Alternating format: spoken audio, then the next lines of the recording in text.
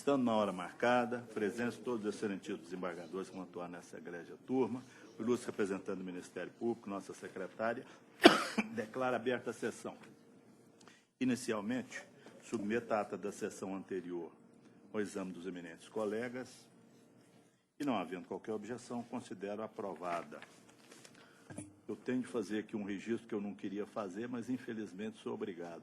Nossa secretária realmente está disposta a se aposentar, apesar de toda a nossa petição em sentido contrário. Pensamos até em sabotar essa aposentadoria no órgão especial no Pleno, mas não tivemos sucesso. Então, nós gostaríamos de agradecer a doutora Conceição, que abrilhantou essa secretaria durante todos esses anos com a sua competência, sua dedicação, sua responsabilidade, e pode ter certeza que ela é insubstituível também. Nós vamos ter que nos conformar com a substituição, mas não é com a nossa vontade, é contra a nossa vontade. Então, quero congratular com a doutora Conceição, desejar a ela plena felicidade depois da aposentadoria e fazer um registro que é muito simples. Ela cumpriu com toda a exatidão a sua função durante o tempo que foi funcionária desse egrégio tribunal. Depois de uma longa vida de trabalho, dedicação, então acho que essa é a maior homenagem que a gente pode prestar. Muito obrigado. Presidente, pela ordem. Doutor Sebastião, com a palavra. Eu também gostaria de aderir a essa manifestação homenagem. A Conceição, quando assumiu a secretaria, veio com um encargo muito pesado, porque estava substituindo, a meu ver, uma das melhores secretárias desse tribunal, que era a Nádia. Mas ela veio para cumprir o desafio, enfrentou galhardamente o desafio, já experiente de gabinete, trabalhou como assessora, não teve dificuldade e logo teve domínio da atividade, nos auxiliou e aposenta levando essa postura que eu cada vez tenho admirado mais, porque nem sempre tem sido usual, de uma funcionária muito comprometida com o que faz. É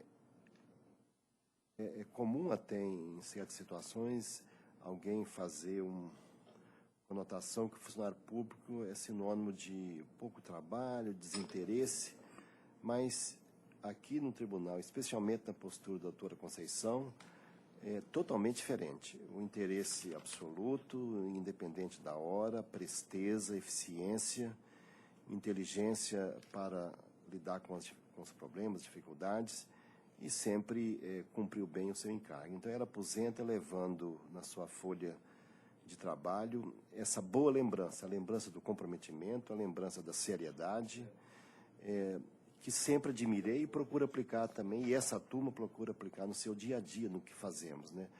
Trabalhar com dedicação, especialmente sabendo que nós estamos prestando um serviço público e o nosso destinatário é o jurisdicionado e nós devemos agir assim. Então, ela vai levar para a sua aposentadoria, para as suas novas atividades, que pela sua juventude, certamente, ela não está parando, está apenas alternando a atividade, ela vai levar essa boa lembrança do dever cumprido, de ter realizado com sucesso essa empreitada e ter contribuído eficazmente para o bom desempenho dessa turma. Fica a minha admiração, meu registro, e com certeza ficará na nossa lembrança como alguém que contribuiu decisivamente para o sucesso dessa segunda turma.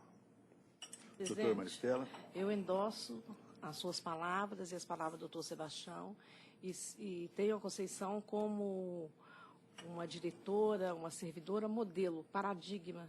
A Conceição trabalha não só aqui, trabalha em casa, trabalha no recesso, acompanha os processos, cerca os equívocos que às vezes cometemos pelo excesso de trabalho, e de modo que ela contribuiu muito para essa turma, eu aprendi muito com ela, e tenho que agradecer e pedir a Deus que ela possa usufruir da aposentadoria, mas, diferentemente do doutor Jales, com o ócio, né, o ócio criativo.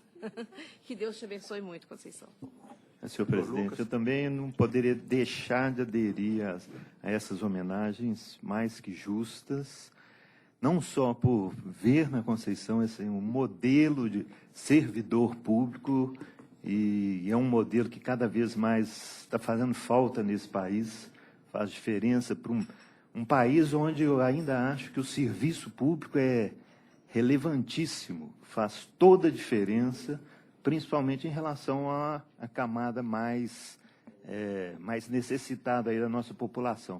Então, a Conceição nunca mediu esforços, trabalhou, acho que ela nunca olhou o relógio para ver quantas horas que ela trabalhou, não trabalhou, porque, pela minha pequena experiência passando aqui pela segunda turma, realmente eu achei que ela trabalhava assim umas 24 horas por dia. Impressionante. Então, por um lado, eu fico muito triste de perder uma colega de trabalho dessa competência, por outro lado, muito alegre, porque eu tenho certeza que a vida dela vai melhorar assim, enormemente. Fica ali pra gente. Principalmente isso. Então, eu desejo, Conceição, toda a felicidade do mundo para você. Senhor presidente. Eduardo, nosso quarto votante, quinto. Senhor presidente, a igreja turma, eu também gostaria de parabenizar a Conceição, né, pela aposentadoria, acho que ela realmente queria, e parabenizar também pelo trabalho que ela exerceu aqui nessa turma. E, em relação ao Ministério Público, realmente, quando a Conceição entrou, eu estranhei um fato. Ela sabia mais a minha pauta do que eu. E ela sempre me auxiliou, sempre me ajudou nesse aspecto. A gente sempre debatia o que eu tinha que falar, o que eu não tinha. E nesse aspecto foi realmente uma surpresa muito agradável. Então, eu agradeço a Conceição por isso e desejo também toda a felicidade do mundo na sua aposentadoria. Obrigado. Palavra ao AB. Bom dia. Meu nome especial, que eu tenho grande amizade pela doutora Conceição. A Ordem perde muito porque ela sempre foi uma funcionária muito dedicada. A nós, advogados, sempre nos atendeu com muita franqueza, muito carinho, sempre como assessora de desembargador, como na secretaria da turma, e deixou um exemplo muito profundo aqui de profissionalismo, amizade, e é uma perda, né? Mas tem hora de chegar e tem hora de sair. E se fez essa opção, tenho certeza que será uma opção para o melhor. Talvez até em outros ares, né? Talvez até lusitanos, talvez. Então, em meu nome e da ordem aqui dos advogados presentes, né, associamos a todas as manifestações. Muito obrigado. Com a palavra a nossa homenageada. Bom, eu quero agradecer a todos, porque eu sei que as palavras vêm mais do coração, da gentileza, da bondade, do que, na verdade, daquilo que eu mereço. Chegou minha hora de aposentar, sim. Desde que eu entrei no serviço público, eu acho que tem gente mais nova, tem gente mais capacitada, com mais gás.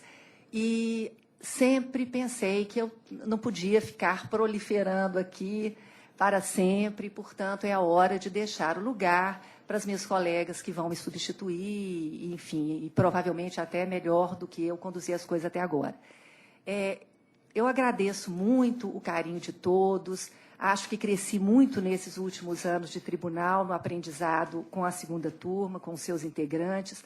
Foi um aprendizado muito, muito frutífero, não só do ponto de vista do direito, mas também do ponto de vista de relacionamento com as pessoas, da paciência, da bondade, da explicação detalhada, de ouvir o outro. Isso foi muito importante para o meu enriquecimento pessoal. Eu tive uma chance fantástica de ter vindo terminar a minha jornada de servidora pública aqui e realmente procurei levar com muita dedicação, porque assumi um encargo muito grande que me foi deixado pela Nádia, que é uma pessoa paradigma desse tribunal. Portanto, eu tentei fazer o melhor que eu pude e me colocar sempre à disposição. Apesar disso não estar muito na moda, eu acho que um servidor público que tem um cargo de confiança está à disposição 24 horas por dia. exceto umas 5 ou 6 horas de sono à noite, todas as outras, nos sábados, nos domingos, nos feriados, os advogados sabiam que podiam me encontrar, assim como os integrantes da turma, porque eu acho que esse é meu papel.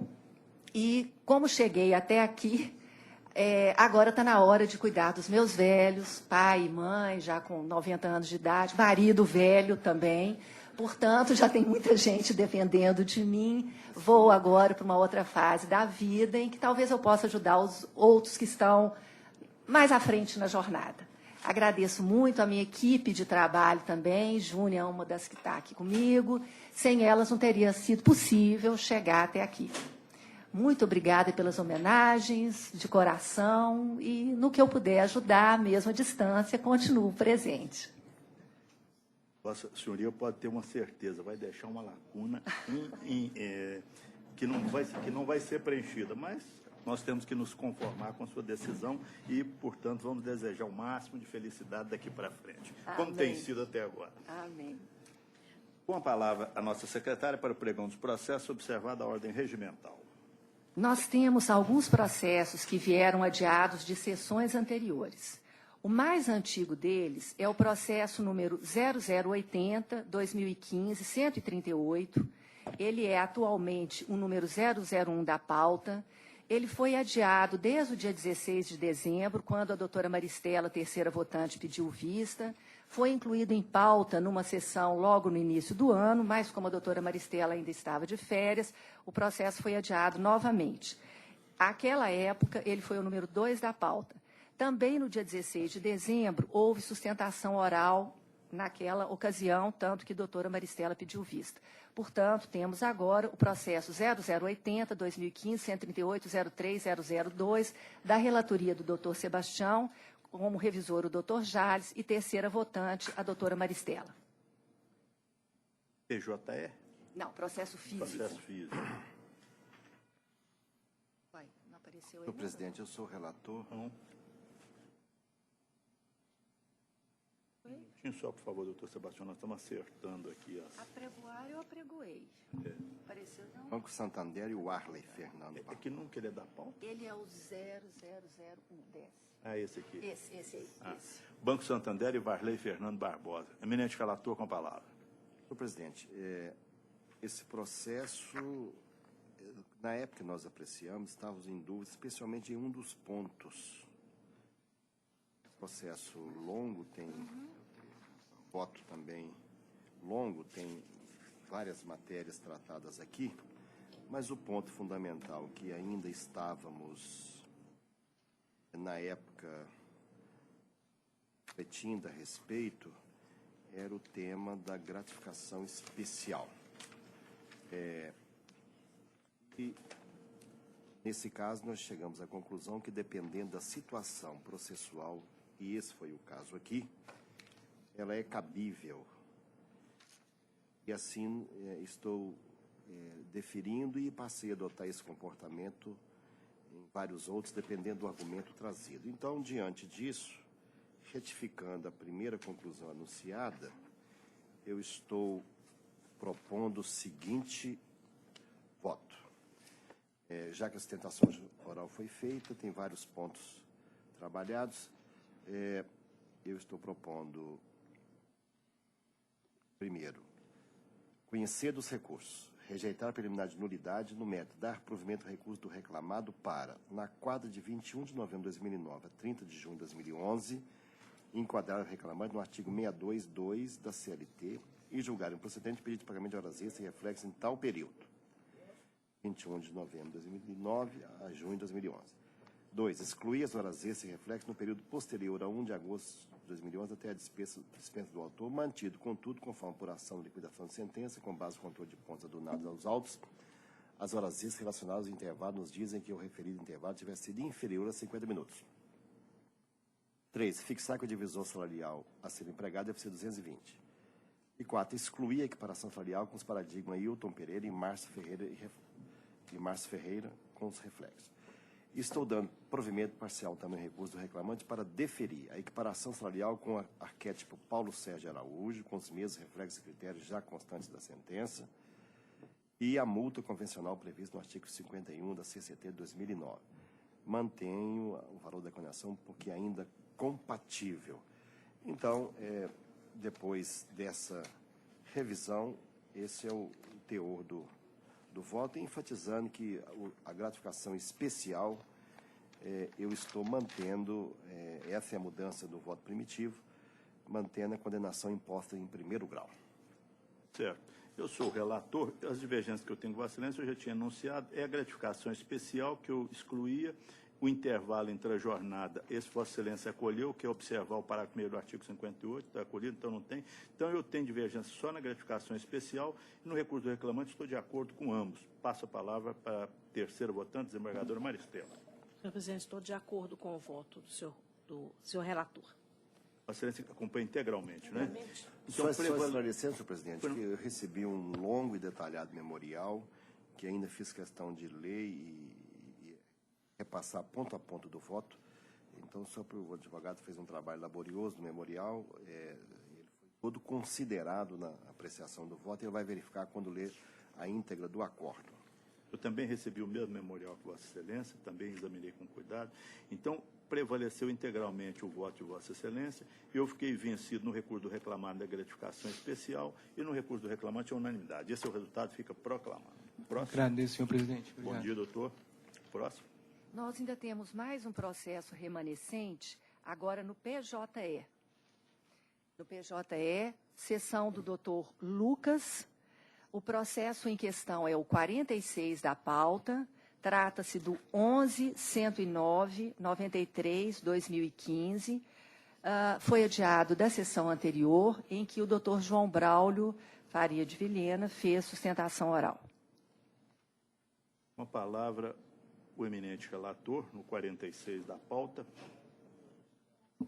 Senhor presidente, eu havia pedido a retirada desse processo de pauta pela arguição de intempestividade arguída da tribuna e que, pela a primeira análise que eu fiz do processo, eu não estava dando provimento a essa preliminar.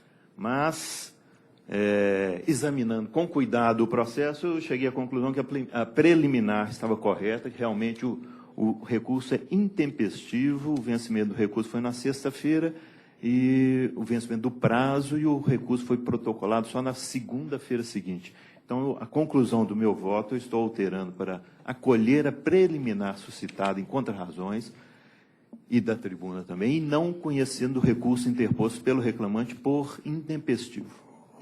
Desembargador Sebastião Geraldo, segundo Estou de votante. acordo também.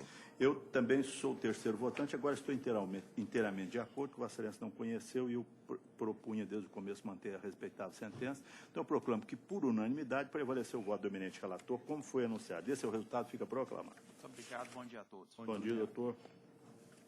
Próximo. Bom, nós voltamos à pauta física, então, como é a dinâmica da turma. Vamos à sustentação oral primeira da pauta física, processo também número 1 da pauta, que é o 31/2015-020, relator doutor Sebastião, e há inscritos doutora Maria Aparecida Santos Duarte e doutor Igor Rezende Machado. Com a palavra, eminente relator, para anunciar a sua proposta de voto. Senhor presidente, primeiramente vamos apreciar uma preliminar que eu estou acolhendo, e a preliminar é de...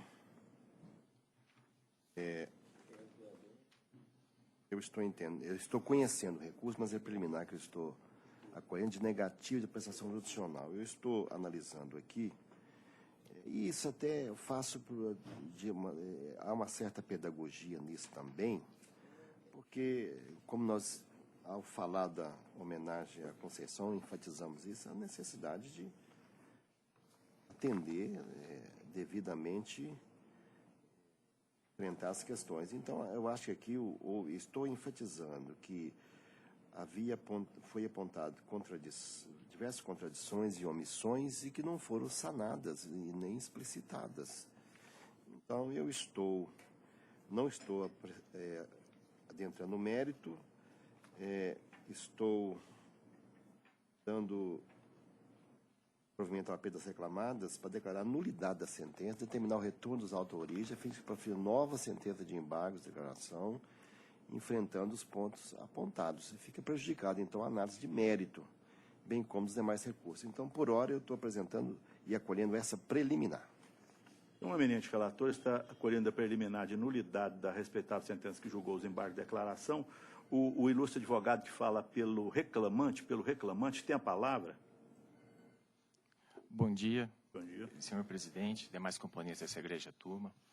Bem, inicialmente, em que pese a proposta de voto data vênia do ilustre relator, eu, ao analisar os autos, me preparei para fazer essa sustentação e, ao analisar os autos antes, tomei um susto, porque no despacho inicial que recebeu o recurso, houve a intimação dos reclamados para que apresentassem uma procuração, a matéria essa alegada em sede de contrarrazões.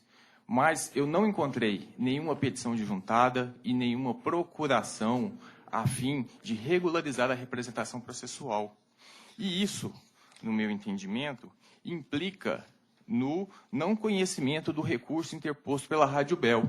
E, por conseguinte, uma vez que só essa fez o recolhimento do depósito recursal, esse recurso, os demais recursos das outras reclamadas, também não devem ser conhecidos.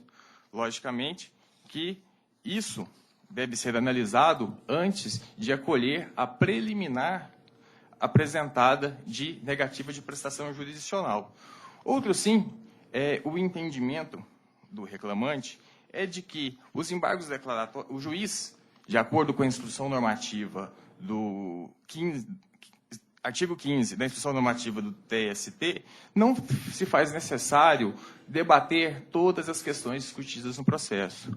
Logo, pugna pelo desprovimento do recurso do reclamado, inicialmente pelo seu não conhecimento e, posteriormente, pela devida prestação jurisdicional. Obrigado.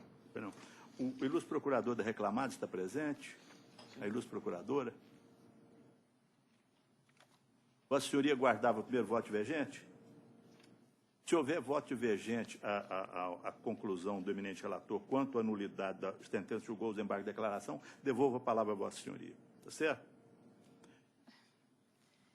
Excelência. Pois não. A senhora quer requerer alguma coisa? Não, a respeito do requerimento, só mesmo uma observação a respeito da procuração citada pelo procurador do reclamante, pelo andamento processual, infelizmente é só o que eu pude averiguar, há aí uma juntada assim, dessa procuração. Okay? Consta, inclusive, do voto, por isso que eu ia devolver a palavra ao eminente procurador. Ok, muito obrigada. O eminente relator. Pois não, doutor Sebastião. Senhor presidente, então, primeiramente, a questão do conhecimento. De fato, houve a falha na procuração, demos o prazo conforme prevê o novo CPC, e as folhas 1561 e 1561 verso foi devidamente regularizado, por isso que estou conhecendo. E quanto à preliminar, até mesmo para a segurança das partes, eu não pronunciei nem estou antecipando nada do mérito, mas para que não tenha uma futura nulidade, como tem ocorrido com uma certa frequência no TST, de devolver depois de alguns anos, é melhor perder 2 ou 3 meses para voltar, não sei quanto tempo no primeiro grau, para a gente julgar isso com serenidade, superando essas eventuais nulidades. Por isso que eu conheço e mantenho a proposta de voto. Eu sou o revisor, estou inteiramente de acordo com Vossa Excelência, exatamente por isso. Deixar uma nulidade potencial no processo nunca é vantagem para nenhuma das partes, porque isso pode ocorrer no TST ou Supremo, voltar e nós teríamos que começar tudo de novo. Então, vamos resolver todos os problemas antes que o processo suba. Doutora Maristela, terceira votante. Então, proclamo que, por unanimidade, prevaleceu o voto do eminente relator, como foi anunciado anteriormente. Excelência, pela ordem. Pois não, doutor? É uma questão de fato. Pois não? A última folha dos autos é 1560. Só se não foi juntado ainda. Podia trazer o processo, por favor? Senhor presidente, eu estava votando no conhecimento do recurso. Pois é, exatamente isso. No conhecimento. Pode passar para o doutor Sebastião, que é o relator. Aqui, doutor Sebastião, Vossa Excelência fala 1561, 1561 verso. Certo, não foi juntado ainda. Possivelmente tenha sido isso, presidente, mas foi regularizado, isso eu tenho certeza. Pode ser que a secretaria não tenha juntado? Aprovado. Você olha para nós, Júnior? Era melhor tirar de pauta, não, doutor Sebastião? Não, Não, mas foi resolve. regularizado, eu vi. Resolve. Ah, você viu, né? Depois foi o caso... For o do caso, embarque. eu deixo suspenso até verificar. Mas houve a juntada, Pode sim. pegar o próximo. Senhor Talvez não tenha presidente, eu sido estava juntada. votando só na admissibilidade. Eu fico vencida quanto à anulidade. Não. Pode passar para ela. Eu apresentei uma divergência. Vamos só resolver essa questão da procuração. Então, vamos ver como é que nós resolvemos isso aí. A secretaria tem condição de verificar isso agora? Tem. Então, tá. Então, a secretaria vai verificar isso agora. Por favor, doutores, aguardem só mais um minuto. A gente volta, na matéria de fato, a gente volta a decidir sobre esse ponto, se for necessário. Próximo. Noronha. Nós vamos agora ao processo número 4 da pauta. É o terceiro da lista de sustentação oral, para o qual está inscrito o doutor Davis Azalim. Esse processo está sob a relatoria do doutor Sebastião. Com a palavra, eminente relator. Senhor presidente, aqui é um recurso interposto pela União Federal. Eu estou entendendo que a sentença está correta e estou conhecendo, mas negando o provimento. O ilustre procurador fala pela reclamada. Sim, excelência. O senhor- Aguardo divergente. O senhor aguardaria o primeiro voto divergente? Aguardo. Eu sou o revisor, estou de acordo. Terceiro votante, doutora Maristela. Também de acordo. Então, unanimidade, prevaleceu o voto do relator, como foi anunciado anteriormente. O resultado fica proclamado. Muito obrigado, senhor desembargador. Bom dia, doutor. Próximo. Nós vamos agora ao processo número 8 da pauta, que é o quarto da lista de sustentação oral, para o qual está inscrito a doutora Ilka de Campos Almeida Rosken. O relator permanece sendo o doutor Sebastião. Qual que é o número? Número 8, o último da lista de sustentação oral. Vossa Excelência precisar, eu tenho aqui na mão. Passa, doutor Sebastião. Porque eu não tinha esse eu não Eu mandei tinha o voto aí para separado. Vossa Excelência. A inscrição foi feita. Provavelmente de madrugada, porque quando eu cheguei, achei. Já achou. Já achei. Tudo bem. Mas eu tenho ele aqui. Tá. Tá certo. Pode deixar, eu tenho voto. Eu não tinha visto esse, por isso que não tinha separado, senhor presidente. Então, que normalmente quando escreve antes, eu faço uma releitura para sintetizar. Mas neste caso aqui, o recurso é da Caldeira Empreendimentos Imobiliários, há uma discussão sobre doença ocupacional.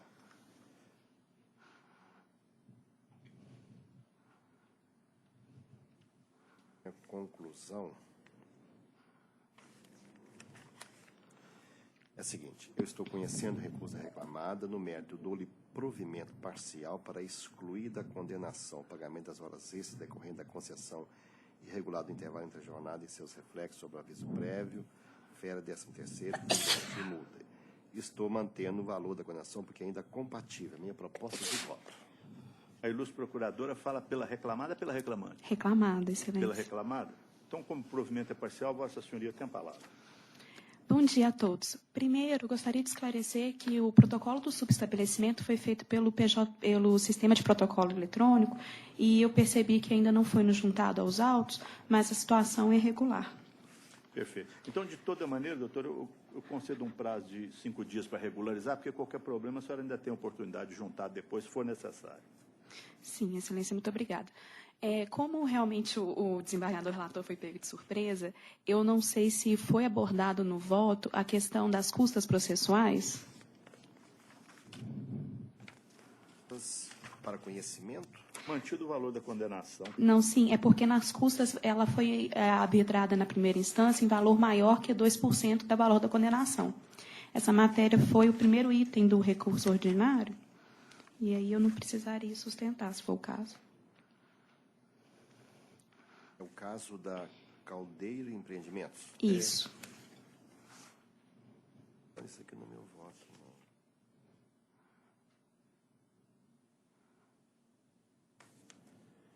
Eu não percebi dessa forma, porque normalmente a gente analisa as custas para conhecer, mas não sei se... Ok, excelência. Então, vamos ao tema. Bom, o primeiro tema realmente seria com relação às custas processuais. Em primeira instância, foi fixado o valor da condenação em R$ 18.000, que foi reputado ainda compatível pelo desembargador relator. Contudo, na sentença foi fixado que as custas seriam R$ 900. Esses R$ 900 não guarda a proporção de 2% em relação ao valor da condenação. 2% do valor da condenação seriam R$ 360. A reclamada pela imposição da sentença recolheu os R$ 900, mas também recorreu para a redução desse valor de custas para que seja compatível com os 789 da CLT. Assim, espero o provimento do recurso ordinário nessa matéria.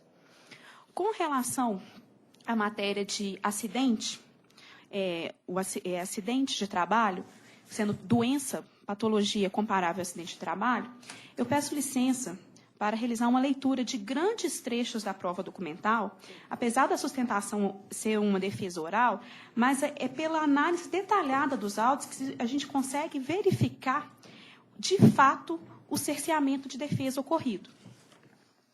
Quando da realização da perícia, o quesito número 2 da reclamada, que está ao verso da folha 238, é o seguinte: em caso positivo, é possível afirmar se tal problema foi adquirido antes, durante ou após o contrato de trabalho firmado com a reclamada? A resposta do perito foi simplesmente se remeter ao item B do laudo pericial. Esse item B descreve o seguinte: o histórico ocupacional da reclamante, as atividades como serviços gerais, o recebimento de treinamento de segurança do trabalho e não descreve qualquer postura inadequada na execução das atividades de lavar a roupa pela reclamada.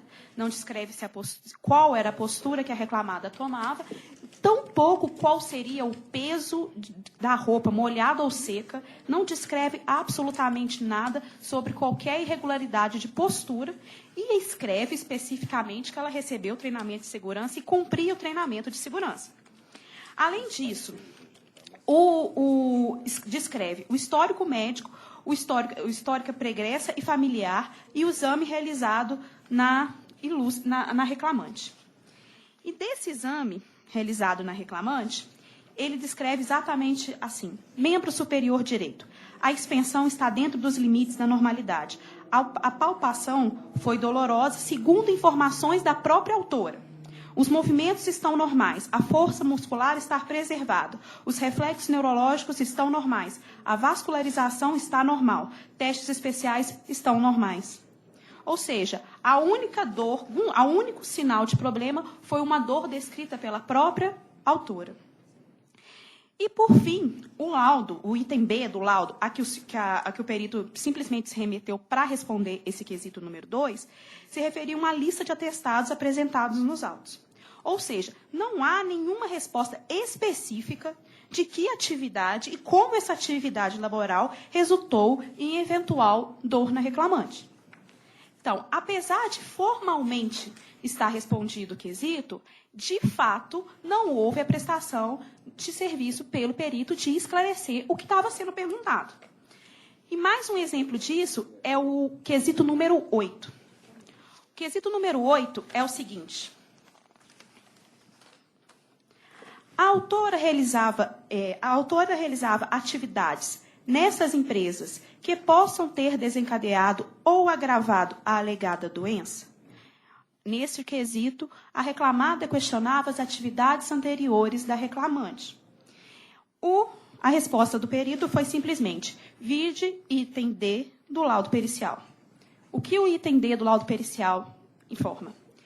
Em face ao exposto, conclui a perícia que a autora apresentou um quadro de epicondilite lateral do cotovelo direito, tratada clinicamente com boa evolução, não restando sequelas significativas para a mesma.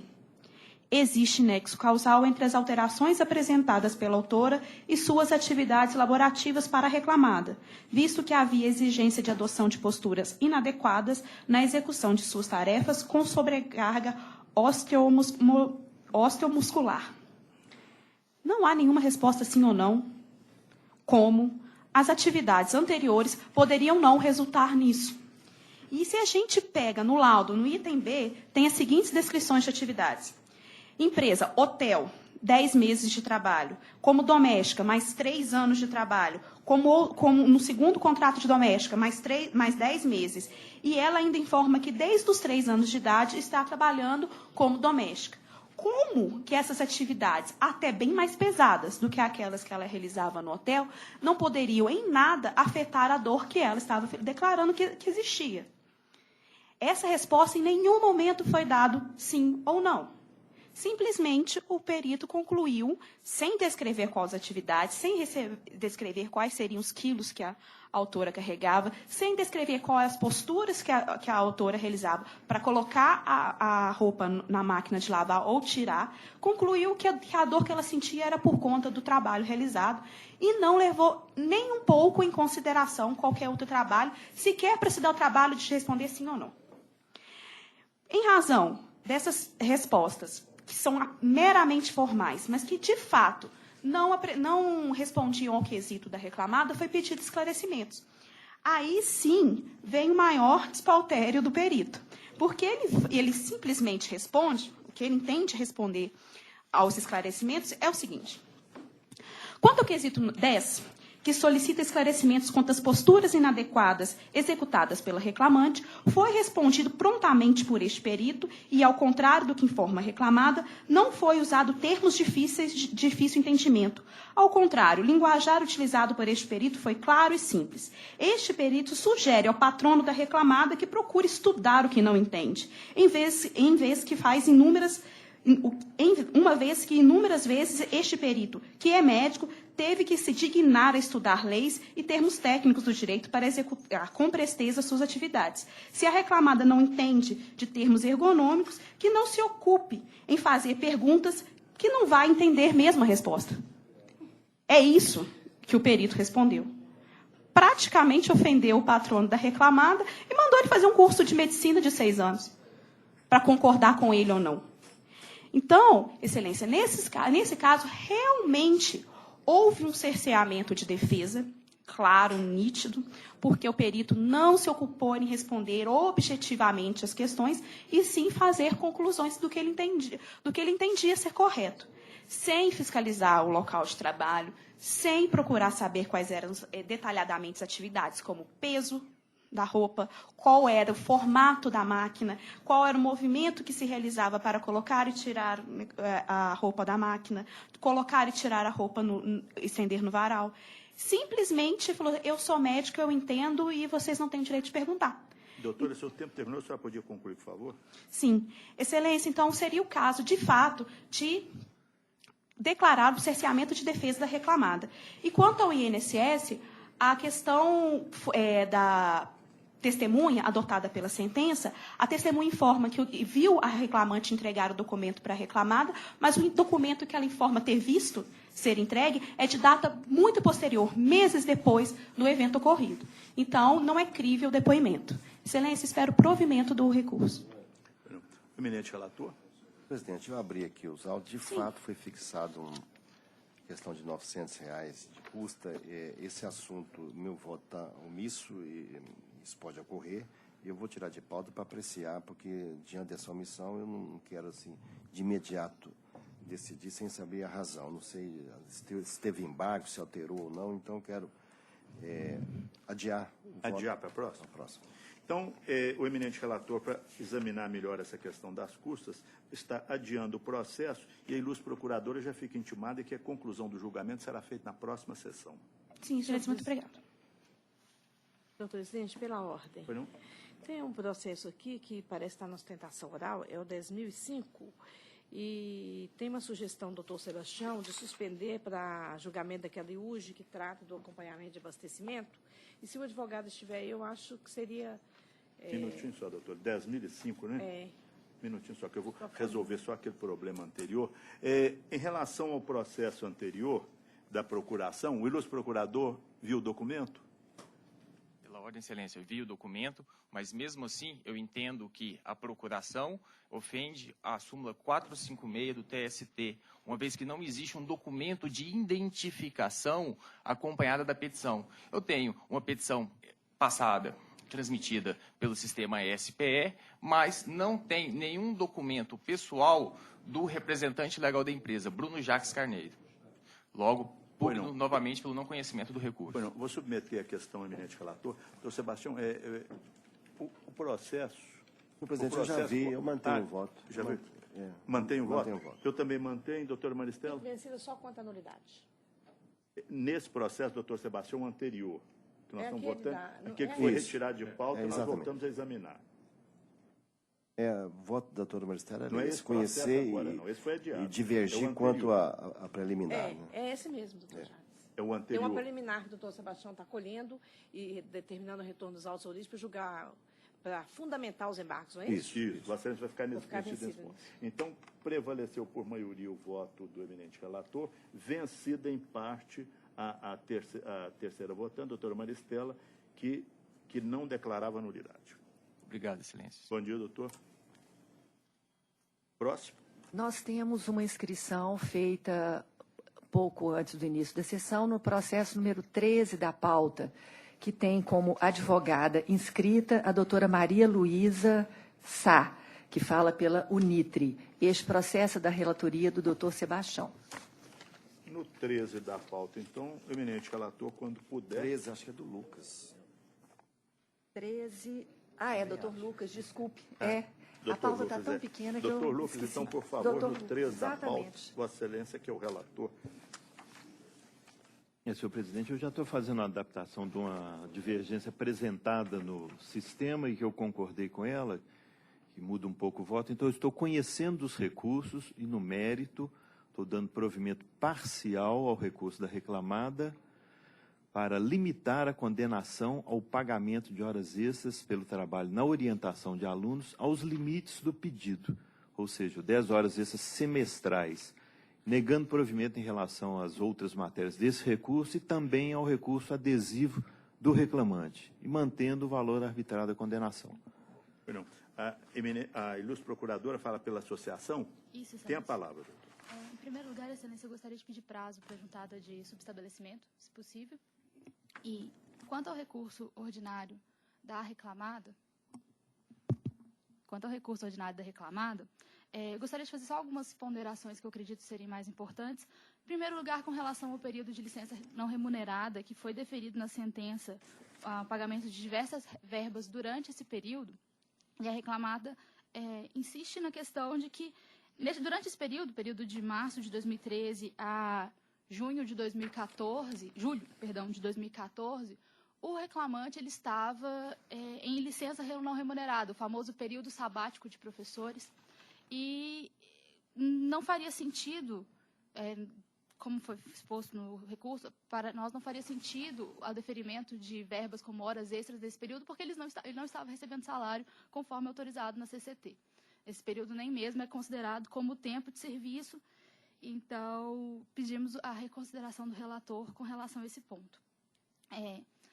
Com relação especificamente à rescisão indireta que foi deferida em razão do não depósito de FGTS, a reclamada ela gostaria de esclarecer, já é um tema um pouco recorrente aqui no tribunal, a questão do parcelamento feito junto à Caixa Econômica Federal. Em primeiro lugar, acreditamos que o mero não depósito de FGTS não dá direito à rescisão indireta, conforme outras jurisprudências já colacionadas no recurso, mas também porque o reclamante não apresentou qualquer prova que inferisse que ele quisera fazer uso deste valor, mas não foi permitido. Bom, a reclamada, como eu já disse, ela fez um termo de parcelamento do FGTS junto à Caixa Econômica Federal. Então, na necessidade de utilização desses valores ou em caso de demissão do empregado, basta ele requerer a individualização desses depósitos, porque os depósitos são feitos de forma única. Dessa forma, requeremos o desprovimento da improcedência da ação no sentido de ser reconhecida a rescisão indireta. Eminente relator. Pois não, senhor presidente. Realmente, o meu voto apresentado de início era no mesmo sentido da primeira matéria abordada na sustentação oral. Mas, depois de melhor estudando o caso, eu mudei meu entendimento, alertado pela divergência no sentido que foi considerado pela sentença o prazo da licença apenas como tempo de serviço. Não houve reflexo desse prazo nas condenações que foram impostas à reclamada. Então, realmente, o desligamento do reclamante vai ser feito após a licença, mas aquele período da licença não é considerado para o cálculo das parcelas que fizeram parte da condenação. Então, é nesse sentido que eu estou mudando meu voto e mantendo a sentença nesse ponto. Em relação ao motivo da rescisão indireta, também aqui estou citando precedente do TST, entendendo que a jurisprudência trabalhista está caminhando nesse sentido de considerar que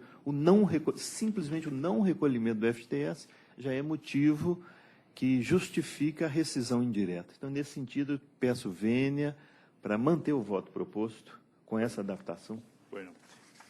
Doutor Sebastião, segundo votante. Estou de acordo. Eu também sou o terceiro votante, eu tinha concordado com o eminente revisor, mas Vossa Excelência, depois de verificar, realmente não existe condenação nesse período, só foi contado o tempo, né? Sim. Então, estou acompanhando Vossa Excelência. Eu aqui peço vênia, vou ficar vencido apenas no recurso da reclamada, no recolhimento da contribuição previdenciária. Eu relegava para a fase de liquidação. Só nesse ponto eu vou ficar vencido e proclamo que, por maioria, prevaleceu integralmente o voto do eminente relator, vencido em parte o terceiro votante quanto à contribuição previdenciária. O resultado fica proclamado. Muito obrigada, bom dia. Bom dia, doutora. Próximo. Bom, nós terminamos a sustentação oral da pauta física e vamos agora ao PJE. A primeira sessão para a qual temos advogados inscritos é a sessão de 9/13, de relatoria do Dr. Jales. E o primeiro processo em questão, para o qual o advogado já está presente, é o número 3, 10.130.75/2015, que tem doutor Humberto, doutor Kleber.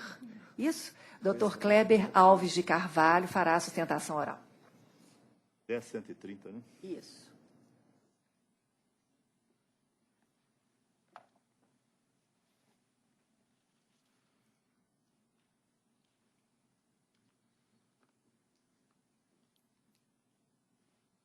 Erro inesperado e não quer abrir. Eu acabei de receber uma mensagem dessa aqui também.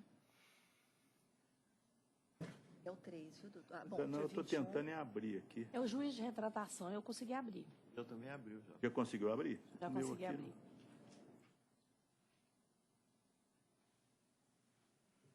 Fazer uma... Hoje é 21, né? 21. Engraçado que não está... Será que não está? Não está. Não está minimizado, não? Está na segunda, da primeira turma. Ele passa para a segunda turma sem a gente pedir.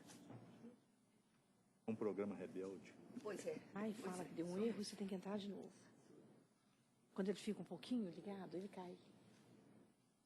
Tá assim também. O da Júnior está desse jeito. Só um minutinho, doutor. Nós estamos com dificuldade aqui no PJE, mas já estamos consertando. O processo é o 10.130, Sindicatos dos Empregados, Estabelecimento Bancário de Varginha e Região, Banco do Brasil. A matéria aqui é só juízo de retratação em relação ao divisor de horas extras do bancário, depois daquela decisão do Coleno TST. E minha proposta de voto é o seguinte: reexaminar o recurso ordinário apresentado pelo reclamado quanto ao tema do divisor a ser aplicado para o cálculo do valor das horas extras e, no mérito, dar-lhe provimento para determinar a aplicação dos divisores de 180 e 220 horas no cálculo do valor das horas extras pagas pelo reclamado ao substituído no período não prescrito e, por consequência, julgar improcedente a ação reclamatória, inverter os ônus da sucumbência e determinar que as custas processuais ficam como encargo do sindicato autor no valor de 1.000, calculado sobre 50.000, valor da causa nos termos do inciso 2, artigo 789 CLT. O ilustre procurador fala pelo sindicato ou pelo banco? Pelo sindicato. Então, o senhor tem a palavra, doutor.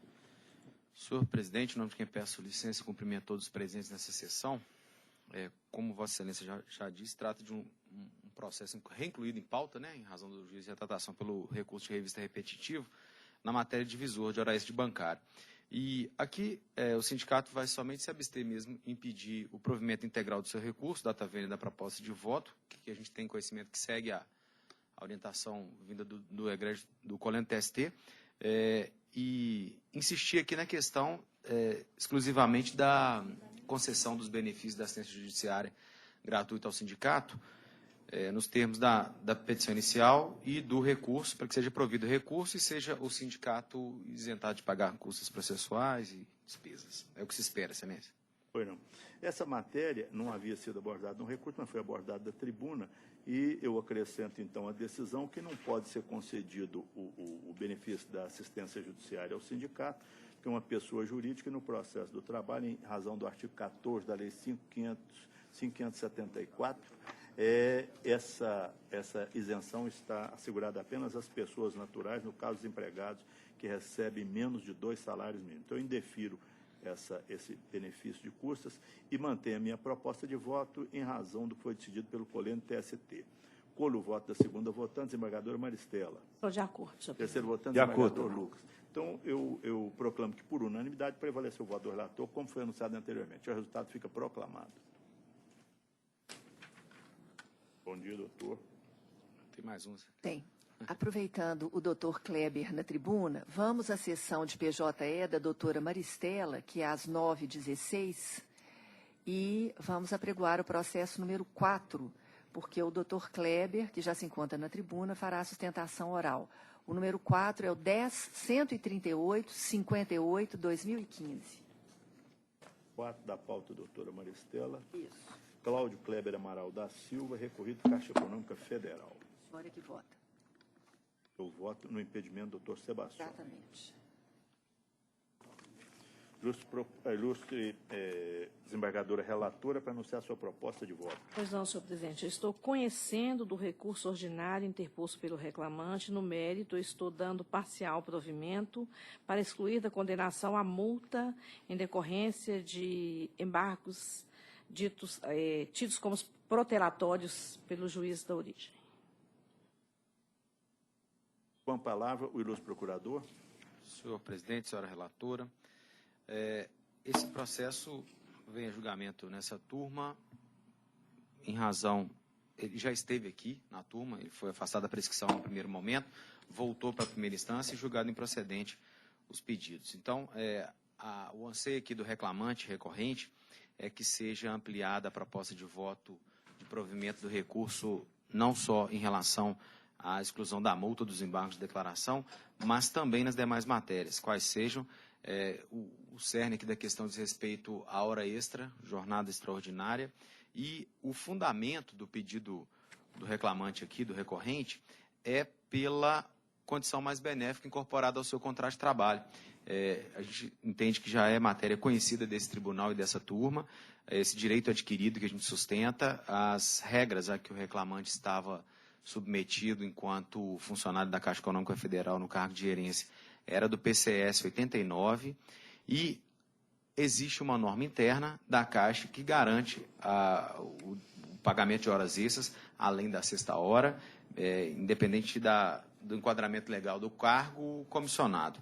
Então, por essa condição mais benéfica, esse direito adquirido pelo normativo interno da Caixa, própria reclamada, empregadora do reclamante, é que pretende aqui o provimento do recurso, especialmente com condenação da Caixa em pagamento de horas extras, bem como condenação em honorários assistenciais em favor da entidade assistencial do sindicato. É o que se espera, excelência. Foi não. Com a palavra, eminente relatora. Bom, de fato, na época da admissão do reclamante, vigorava o PCS de 89, né, que previa uma jornada de 6 horas para o gerente. Ocorre que o reclamante ele aderiu à estrutura salarial unificada em 4 de julho de 2008 e recebeu uma indenização por isso. Então, na medida em que ele optou por um outro plano, ele está jungido às regras do outro plano. Por conta disso, eu acho que, como houve renúncia ao regulamento anterior, ele não se beneficia da jornada reduzida de 6 horas. Estou, portanto, mantendo a sentença, excluindo a pena a multa por embargos protelatórios. Matéria conhecida, recorrente. Essa é a minha proposta de voto, senhor presidente. Foi não. Doutor Lucas, o segundo votante. De acordo. Eu sou o terceiro votante, em razão do impedimento do doutor Sebastião Geraldo. Também estou de acordo, exatamente porque nós estamos entendendo que aqui não há direito adquirido a essa jornada reduzida, porque o contrato de trabalho é um contrato sucessivo e tem essas modificações, inclusive com adesão espontânea ao novo plano de cartões. Estou inteiramente de acordo e proclamo que, por unanimidade, prevaleceu o voto da eminente relatora, como foi anunciado. E o resultado fica proclamado. Muito obrigado, bom trabalho. Bom dia, doutor. Próximo. Voltamos à sessão de julgamento do Dr. Jales, que é a de 9 e 13, e vamos apregoar agora o processo número 24, uma inscrição feita pouco antes do início da sessão pela doutora Marilu Freitas. Processo número 24 é o número 11.429.80. 4 da pauta. Isso. Júlio César de Souza e Líder Alimentos Brasil S.A. em recuperação judicial.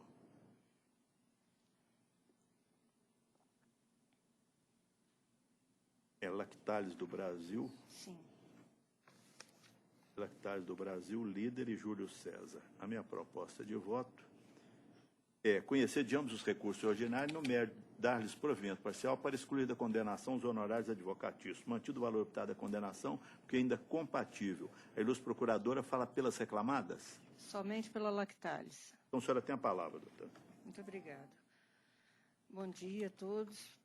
Excelentíssimo senhor presidente, Egrégia Corte.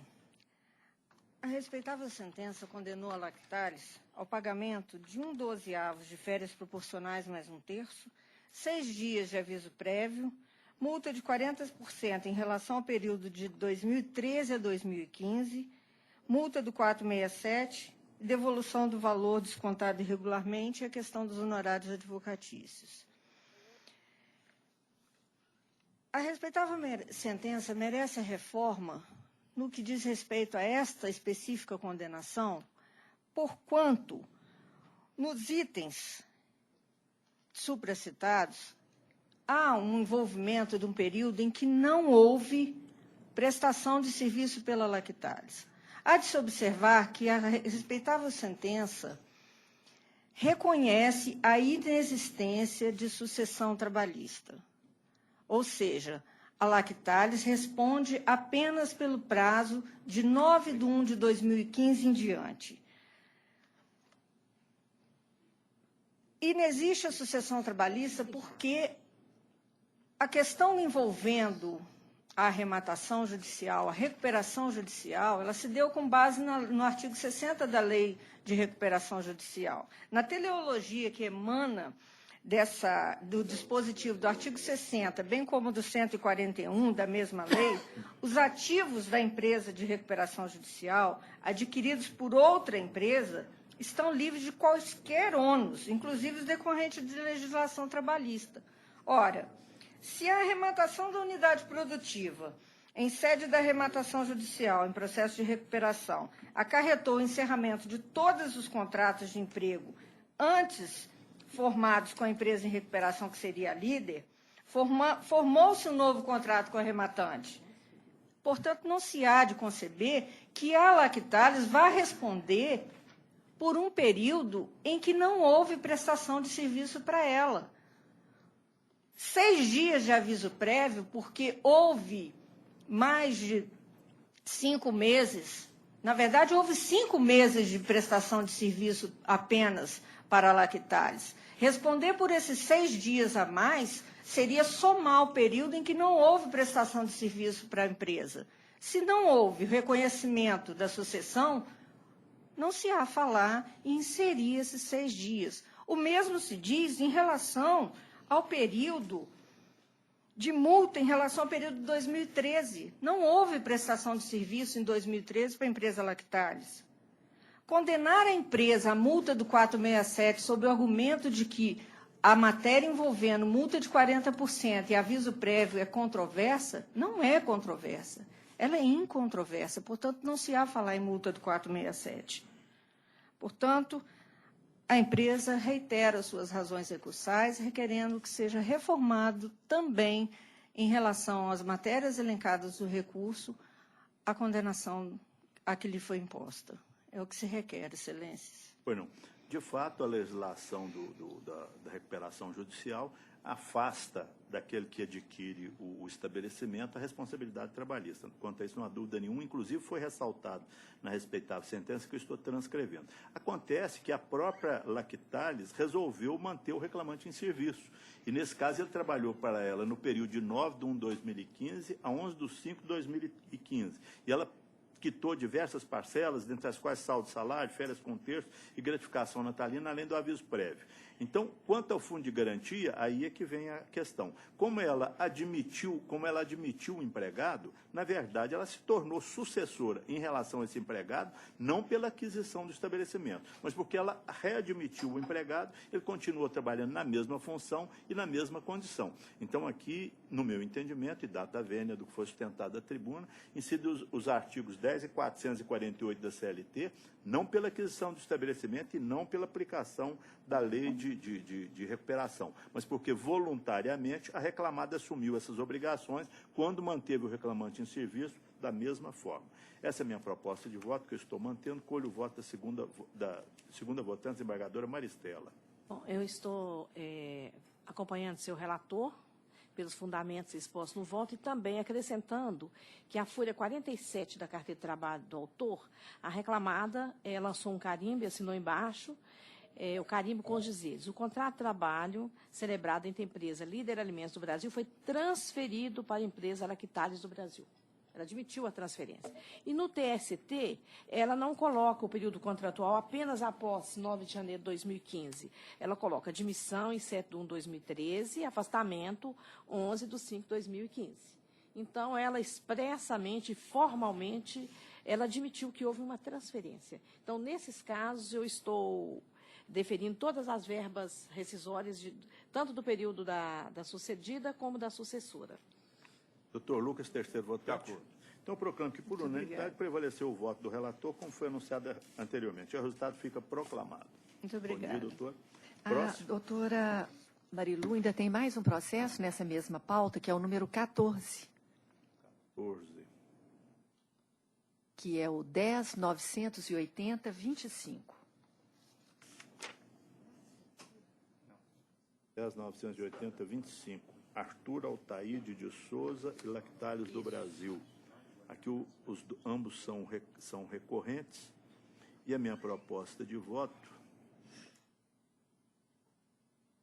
é conhecer de ambos os recursos ordinários e, no mérito, dar provimento parcial ao apelo da reclamada para excluir da condenação a multa do artigo 467 CLT. Dar provimento parcial ao apelo do reclamante para deferir os benefícios da assistência judiciária e declarar a isenção dos honorários periciais que deverão ser habilitados pelo credor na forma prevista na resolução número 66 do CSJT. Mantido o valor optado da condenação, porque ainda compatível. Essa proposta de voto com a palavra a ilustre procuradora. Excelentíssimo senhor presidente, Igreja Corte, os argumentos sustentados anteriormente valem a este caso também. Portanto, ficam reiterados os meus argumentos aqui e as razões recursais apresentadas. Exatamente. Nesse caso, também estou transcrevendo a respeitável sentença e a matéria é exatamente a mesma. Então, também estou mantendo o mesmo entendimento, porque aqui no caso também houve um período de trabalho de 9/1/2015 a 10/6/2015. Então, por essa razão, estou mantendo minha proposta de voto. Doutora Maristela, segunda votante.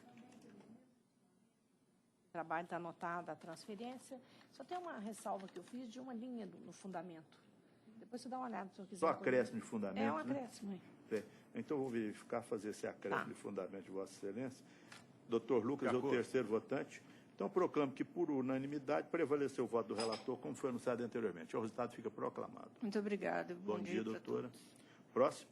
Nesta sessão, ainda, sob a relatoria do Dr. Jales, nós temos agora o processo número 19, para o qual está inscrito o Dr. Tiago Jonas Tomás Jaquino.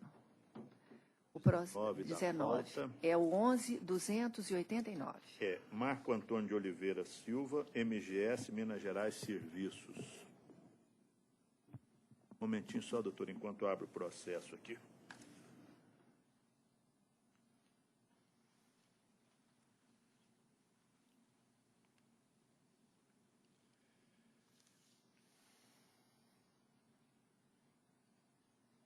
Minha proposta de voto é conhecer do presente recurso ordinário e, no mérito, negar-lhe provimento. O ilustre procurador fala pelo reclamante? Exato. Tem a palavra, doutor. Um bom dia, excelentíssimo senhor relator e demais membros dessa egrégia turma. Excelências, trata-se de uma dispensa de um empregado público, né, da MGS, por suposta justa causa, ocorrida em 3 de fevereiro de 2014. O reclamante trabalhava na UAI, Praça 7, como técnico em informática.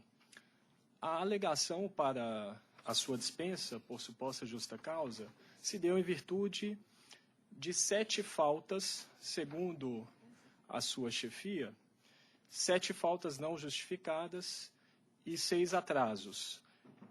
Nesse período das supostas infrações, ressalto inclusive a prova nos autos, farta prova nos autos, de que a sua esposa se encontrava num período de gravidez de alto risco e diversas faltas foram abonadas. O grande equívoco da sentença, excelência, se encontra no fato de que, após análise detida dos cartões de ponto, 7 faltas alegadas, constatou-se que ocorreu somente uma falta injustificada e que, na verdade, apresentei também documentos, mas, infelizmente, não preenchi os requisitos legais, portanto, não foi devidamente considerada para anular aquela falta. Enfim, ocorreu, então, na verdade, 6 atrasos interpolados que, no entendimento desta defesa, nem de longe podem ser considerados para se constatar uma infração grave a ponto de extinguir o contrato. Ressalto, excelências, que no suposto procedimento administrativo não há prova farta no sentido de que o reclamante detinha comportamento desidioso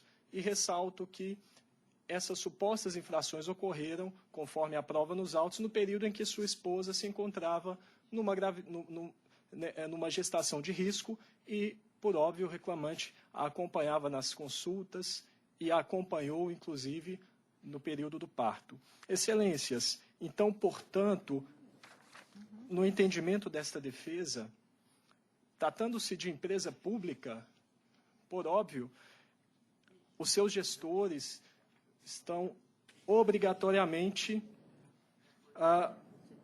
vinculados aos princípios que norteiam a administração pública: impessoalidade, moralidade, isonomia. Então, para se decretar a dispensa de um empregado, há que se ter motivação.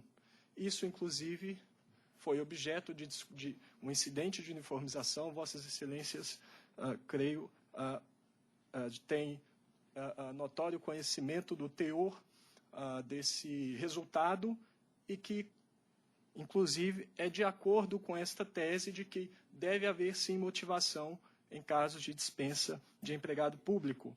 Então, ora, a motivação, para ser considerada justa, ela deve ser idônea, por óbvio. Senão, o administrador poderia utilizar qualquer argumento que estaria motivado.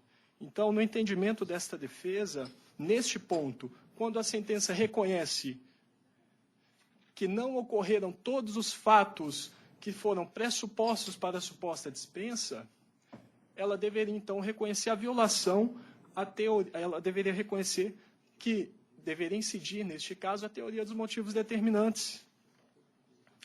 Então, segundo a teoria dos motivos determinantes, só para lembrar, no escório de Fernanda Marinella, a teoria dos motivos determinantes relaciona-se com o motivo do ato administrativo, prendendo o administrador aos motivos declarados ao tempo da edição do ato, sujeitando-se à demonstração de uma ocorrência, de tal modo que, se inexistentes ou falsos, implicam a nulidade do ato administrativo. Ora, foram alegadas 7 faltas ao reclamante e só ocorreu uma. Inclusive, Excelências, falta em dias de domingo. É um órgão público, funciona na Praça 7, lá sequer abre domingo. Eu fiz menção, inclusive, à perseguição ao meu cliente, mas, infelizmente, a sua testemunha ocular, por medo de represália, não compareceu à audiência para provar este fato. Mas está provado que não ocorreram as alegadas faltas injustificadas. Ele, então, só tinha uma advertência e, no entendimento da defesa, deveria se observar, então, o escalonamento das punições e, nesse sentido, se ele tinha uma advertência, seria o caso, por exemplo, de uma suspensão, no máximo. Agora, considerar lícito o ato que reconhecidamente se baseou em fatos inexistentes, data máxima vênia, corrobora com uma grande injustiça. Então, esta defesa pugna pelo reconhecimento da violação aos motivos determinantes, uma vez que, para haver a dispensa de um empregado público, notoriamente tem que se ter motivação e, obviamente, essa motivação deve ser idônea. Senão, todos nós, administrados, estaremos fadados a algum dia sofrermos, quem sabe, injustiça tamanha como essa, uma vez que estamos todos sob o manto da administração pública. É isso que se pede, excelências. Pois não. Inicialmente, eu ressalto que, desde o início, mesmo antes do colênio TST e do SL Supremo Tribunal Federal adotar essa posição, eu já defendi isso, que qualquer despedida de empregado público deve ser através de ato administrativo e ato administrativo vinculado, porque é praticado por órgão de administração pública e que pode violar direito da parte contrária. Então, isso eu sempre defendi, isso que hoje prevalece na jurisprudência. No caso aqui, entretanto, o reclamante foi admitido em 12 de 11 de 2012 como técnico de informática. E documento anexado no ID 2D729F, página 1, consta a motivação do ato administrativo, constantes atrasos sem justificativas e desídia no exercício de suas funções. Ora, função de técnico de informática é uma função de responsabilidade, tem horário, etc. Então, o empregado precisa cumprir. Como constatado na sentença, o obreiro faltou ao trabalho no dia 30 de dezembro de 2013, não havendo documento para justificar a referida ausência. Embora tenha justificado alguns atrasos, no mês de dezembro de 2013, nos dias 3, 5, 9, 19, 20 e 26, chegou atrasado o serviço sem qualquer justificativa. Existem atrasos de mais de 2 horas, como exemplo, a folha de ponto juntada no ID, A676083, página 5. No ID 18BB9E8 foram anexados documentos que provam a aplicação de 2 advertências e uma suspensão, datadas de 24 de maio, 30 de outubro e 27 de 12 de 2013. 2 delas foram assinadas apenas por testemunhas que confirmam a ciência do apenado, o que é suficiente para demonstrar o cumprimento dos requisitos necessários à aplicação. A tomadora de serviço devolveu o reclamante à MGS informando que, aspas, o funcionário devolvido coleciona em sua folha de ponto várias faltas e atrasos sem justificativas e que, mesmo recebendo os feedbacks necessários, o funcionário não adotou outra postura, continuando a apresentar desídia no trabalho. Em correspondência eletrônica anterior, a CEPLAG havia informado que o reclamante, desde sua chegada na unidade em 12 de 11 de 2012, tem trazido grandes transtornos para a coordenação da unidade para a equipe de técnico de informática, tendo demonstrado cada dia mais descomprometido com o seu trabalho. Também relata um telegrama e outros detalhes aqui, de forma que eu entendi aqui que a reclamada, o ato administrativo está correto e que esse inquérito administrativo foi feito, o reclamante dele tomou ciência e não existe defeito que possa resultar na nulidade do ato administrativo. Como eu disse, como é um técnico em informática, a responsabilidade pelo horário não pode ser relegada a segundo plano. Então, por essa razão, sendo esse o ponto sustentado da tribuna, eu mantenho a minha proposta de voto, colho o voto da segunda votante, desembargadora Maristela. Acompanho integralmente, senhor presidente. Desembargador Lucas, terceiro votante. Então, proclamo que a unanimidade prevaleceu o voto do relator, como foi anunciado anteriormente. O resultado fica proclamado. Bom dia, doutor. Bom dia. Bom, seguindo as inscrições feitas preferencialmente antes da sessão, nós vamos agora para a pauta da doutora Maristela, que é às 9h16. Aí nós temos o processo número 39, em que está inscrito o Dr. Tiago Luiz Coelho da Rocha Musi. O processo 39 é o 12.515/68. Líder Indústria e Comércio de Estofados e Viviane Lúcia Cardoso. A eminente relatora, quando puder, pode anunciar sua proposta de voto. Eu acolhi a divergência apresentada pelo Dr. Sebastião e pelo Dr. Lucas, de modo que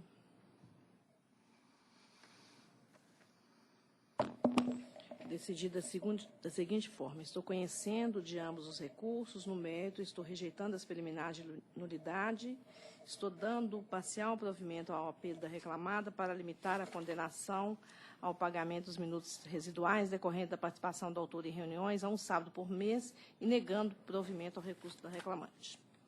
O ilustre procurador fala pela... Falo pela reclamada, senhor presidente. A proposta de Sua Excelência atende perfeitamente ao... Será aguarda o primeiro voto divergente? Perfeitamente. O ilustre advogado da parte contrária está presente? Não. Doutora Maristela já anunciou sua proposta de voto. Doutor Lucas? De acordo. Doutor Sebastião? Também de acordo. Então, unanimidade, prevaleceu o voto da eminente relatora, como foi anunciado anteriormente. O resultado fica proclamado. Bom dia, excelência. Bom dia, doutor. Próximo. Seguindo a pauta, vamos passar para o processo número 1, já que o doutor Léocio foi ao 9º andar. Então, vamos ao número 1, que é o processo 10.005-24, advogado inscrito e presente é o doutor Alex Santana de Novaes. O 1 é o Empresa de Transportes Líder, recorrido Josimar Alves Souza. A eminente relatora, quando puder, pode anunciar sua proposta de voto. Eu chamei o técnico aqui, que está com problema aqui no meu... Toda hora ele cai, sabe? Ele falou que não tem jeito de olhar aqui. O voto é bem longo, deve ser por isso. Está pesando. Aqui, só pela ordem, eu estou propondo aqui um sobrestamento pelo IUJ. Aqui ele está separado. Qual é a matéria, doutor Sebastião? Eu estou acolhendo... É periculosidade, tem o IUJ... Acompanhamento de abastecimento. Eu estou acolhendo a sugestão do doutor Sebastião de sobrestar até julgamento da IUJ, que trata do acompanhamento do motorista ao abastecimento. Foi não. Doutor Lucas também está de acordo com o sobrestamento? Se a relatora está de acordo, eu vou ficar. Em princípio, eu não estava antes, não, achando que a questão era um pouquinho diferente. Mas tem Não, tem uma matéria fática, porque ele fala que acompanhava, a empresa fala que não. Mas eu acho mais prudente... Tá. Então, eu estou de acordo. Então, doutor, por unanimidade, a egrégia turma resolveu sobrestar o julgamento desse processo, porque tem uma IUJ em processamento. Então, logo depois que ela for processada, o processo volta à pauta e Vossa Senhoria será intimado. Obrigado, excelência. Bom dia a todos. Bom dia, doutor. Sobrestado. Bom, nesta mesma sessão, falta o doutor Léocio, mas passamos para a sessão do doutor Lucas, às 9h19, e vamos ao processo número 10, para o qual está inscrita a doutora Júlia Melo Camargos. O processo número 10 é o 10.613-37/2016. Marcela de Mar Costa e Bambuí Bioenergia S.A. Com a palavra, eminente relator.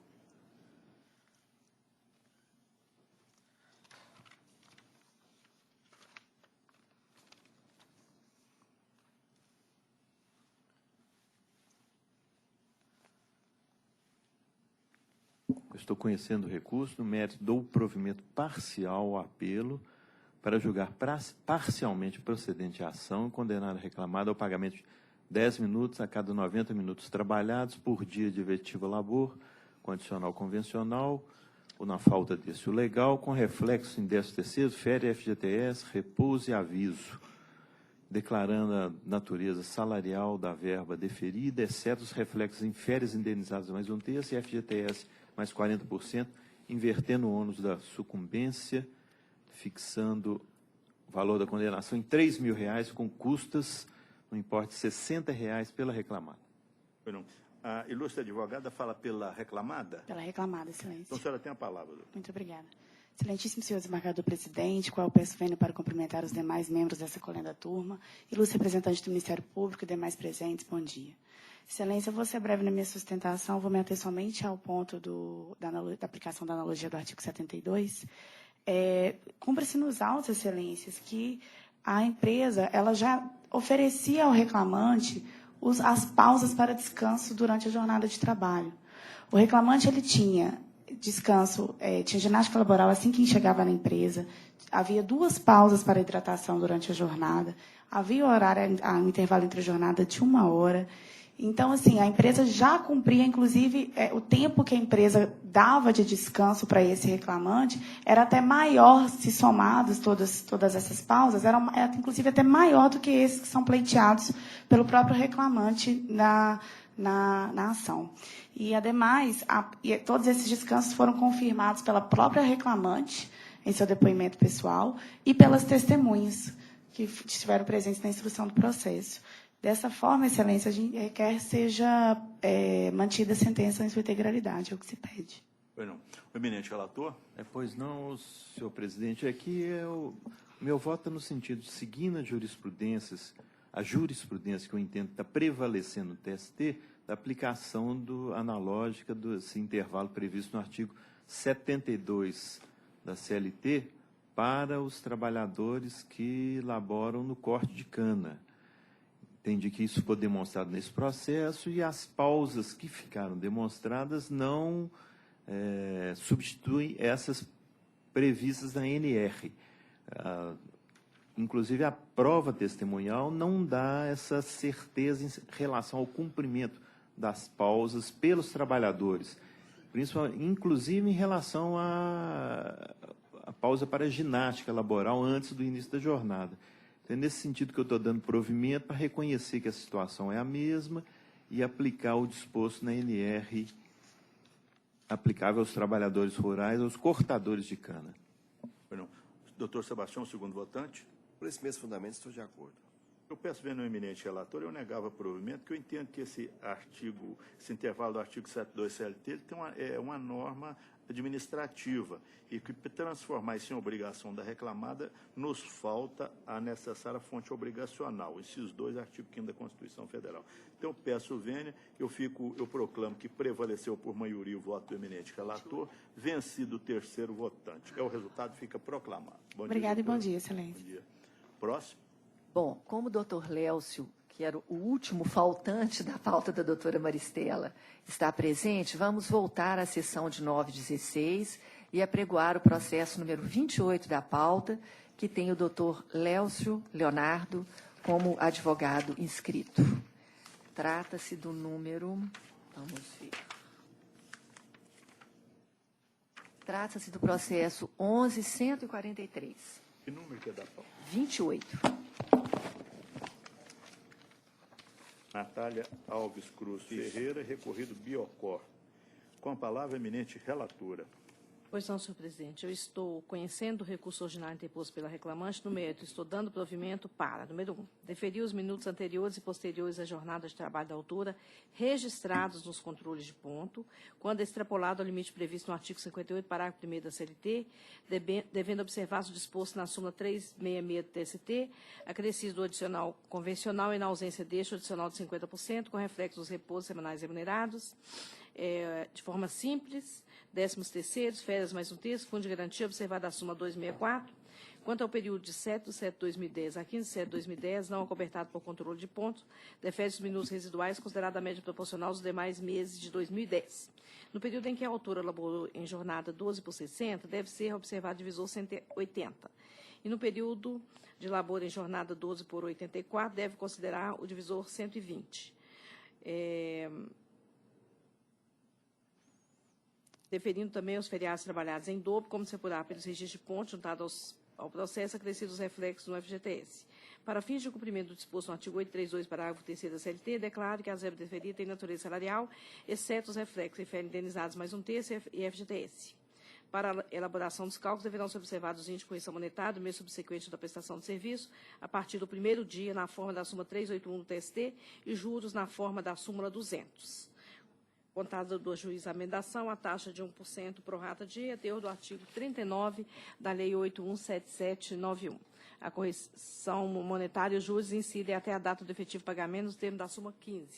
autoriza as deduções cabíveis para imposto de renda na forma determinada pelo artigo 46 da Lei 8.541, 92, observado o disposto no artigo 12A da Lei 773/98, na Instrução Normativa 1127/2011, de acordo com o regime de competência. Deverão ser observados ainda, no que se refere aos recolhimentos previdenciais e fiscais, os entendimentos jurisprudenciais previstos nas OJs 363 da SB1 do TST e súmula 368 do TST. Estou invertendo os 11 da sucumbência, concurso pelo reclamado, no importe de R$ 140, calculado sobre o valor da condenação arbitrada em R$ 7.000. Essa é a minha proposta de voto, senhor presidente. Então, o eminente relator está acrescentando a condenação aos minutos residuais e a dobra dos feriados. E o ilustre procurador fala pela reclamada? Sim, senhor. Tem a palavra, doutor. Excelentíssimo senhor presidente dessa egrégia turma, eminentes magistrados que a compõem, ilustre representante do Ministério Público. De início, eu gostaria de agradecer a gentileza de ter aguardado a minha chegada. Egrégia turma, indo apenas aos pontos, a proposta de voto, melhor dizendo, que é contrária ao Hospital Biocor, estão enfrentando primeiro a questão dos minutos residuais, talvez merecesse, a nosso sentir, uma atenção especial de Vossas Excelências. Vejam qual é a alegação inicial. Aspas. Sempre permaneceu no setor, ela era uma enfermeira, cerca de 30, 40 minutos depois do término do plantão, esperando o próximo funcionário render seu plantão. E ainda diz, a reclamada sempre alterou o ponto, retirando os minutos residuais. Então, a justificativa é que ficava 30, 40 minutos ao término, então não há minutos residuais no início da jornada, apenas ao término, porque teria que ficar esperando o colega que fosse rendê-la. Veja que a alegação que, já de início, não se harmonizaria, a nosso ver, com as regras da experiência comum, né?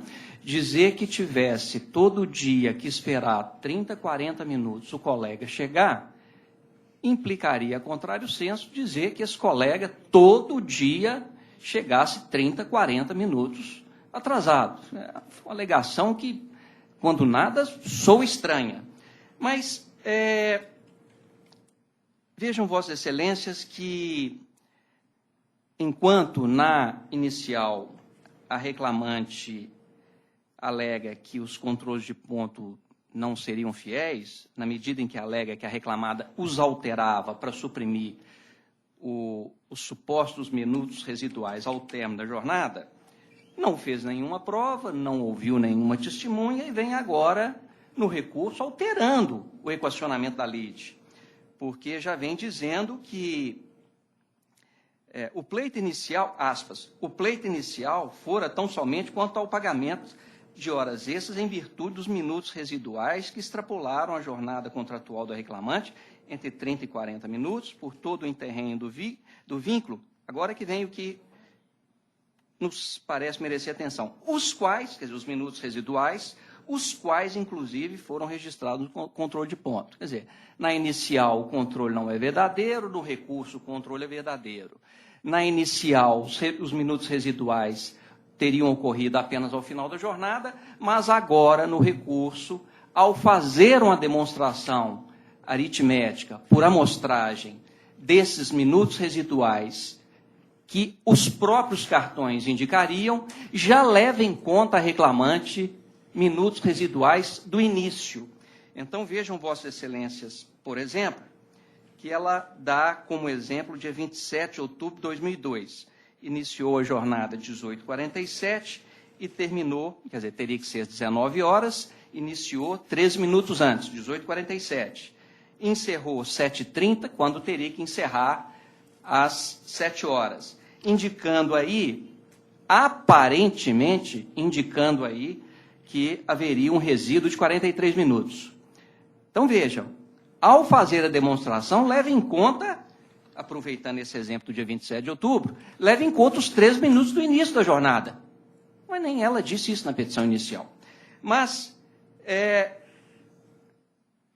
o que a nosso sentir afasta completamente essa conclusão, com todas as vênias que a eminente relatora merece, afastaria essa conclusão de que haveria minutos residuais. Vejam, Vossa Excelência, a reclamante, quando faz essa demonstração aritmética, ela se esquece do intervalo intrajornada. Então, quando adota como parâmetro início 18h47 e término 7h30, encontrando aí 43 minutos residuais, ela esquece do intervalo intrajornada, que tem que ser deduzido da jornada. Essa matéria absolutamente idêntica foi julgada por essa turma, em acórdão da lavra também da eminente desembargadora Maristela, acórdão do dia 5 de julho de 2016, em que Sua Excelência, eminente relatora, fez essa ressalva quanto à necessidade de, por ocasião da liquidação, do levantamento dos cartões de ponto, levar-se em conta o intervalo intrajornada, que aqui é incontroverso, porque a própria reclamante deixou claro. O único requerimento aqui é de minutos residuais, deixando claro, dando mostras claras de que, quanto a intervalo, etc., não há polêmica nenhuma. Então, que se mantenha, Vossa Excelência entenderem que há minutos residuais. Tudo bem, mas seria preciso, então, uma alusão qualquer no acórdão à necessidade de, por ocasião da liquidação, se deduzir ou se excluir dessa jornada o intervalo intrajornada de 1 hora. Quanto aos feriados, doutora Turmi, é o último tema que eu quero tratar. A matéria, de certa medida, já é objeto da súmula 444 do Colendo Tribunal Superior do Trabalho, quando dá por válido o regime de jornada de 12 por 36, mas ressalva que é necessário pagar o feriado, se coincidir com o dia de plantão. Mas há uma particularidade aqui, egrégia turma. Primeiro que a súmula se refere ao regime 12 por 36. Aqui nós estamos falando do regime 12 por 60 num dado período ou 12 por 72 no outro período. Então, veja, Vossa Excelência, isso significa, quem me dera se eu pudesse trabalhar assim, significa trabalhar, por exemplo, numa semana, domingo, quarta, ou sábado e quarta, na semana, quer dizer, 36 horas. Na semana seguinte, terça e sexta. Então, há semana no regime 12 por 60, em que se trabalham 3 dias, na outra semana, 2 dias. Quer dizer, o intervalo de descanso é gigantesco. Tudo bem que a jurisprudência tenha se firmado ao entendimento de que 36 não é suficiente para compensar o feriado que coincida com o plantão de 12 horas. Mas aqui são 60 horas, 72 horas.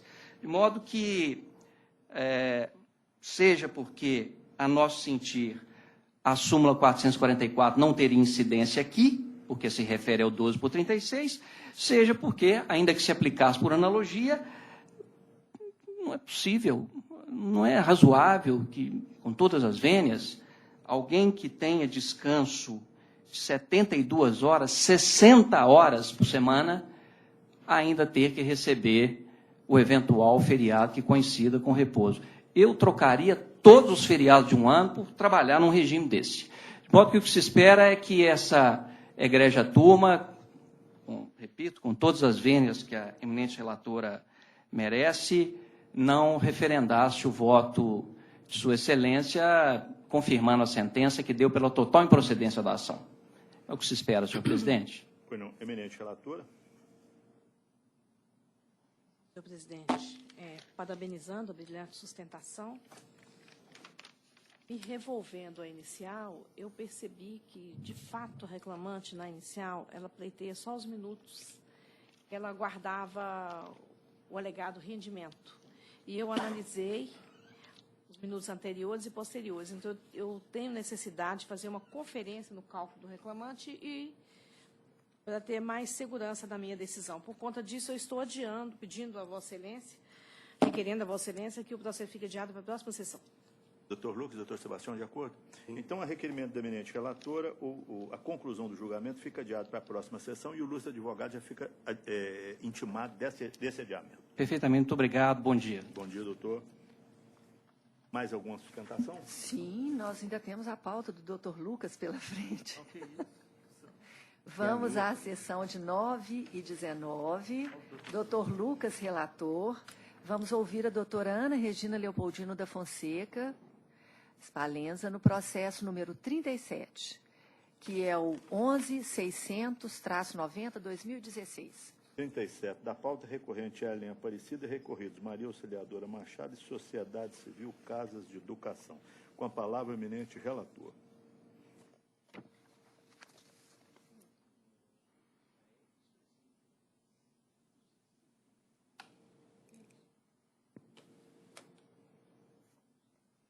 Um recurso no procedimento sumaríssimo, pelo qual eu estou conhecendo do recurso e, no mérito, negando provimento ao apelo. O eminente relator está conhecendo e negando provimento ao apelo. A ilustre procuradora fala pela reclamante ou pela reclamada? Pela reclamada. Eu posso aguardar só aguardaria o primeiro voto divergente? divergente? Por favor. Doutor Sebastião, segundo votante? De acordo. Eu sou o terceiro votante, também estou de acordo, então proclamo que a unanimidade prevaleceu o voto do eminente relator, como foi anunciado. E o resultado fica proclamado.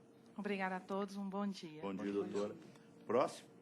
Agora nós vamos ao processo número 33, a pauta, que tem 2 advogados inscritos, doutor Elias Nesme Neto e doutor Tiago Martins Rabelo. O processo 33 é o 11.332-78/2015. RN Comércio Varejista S.A. e Luciano Santos dos Anjos. Com a palavra, o eminente relator para anunciar sua proposta de voto.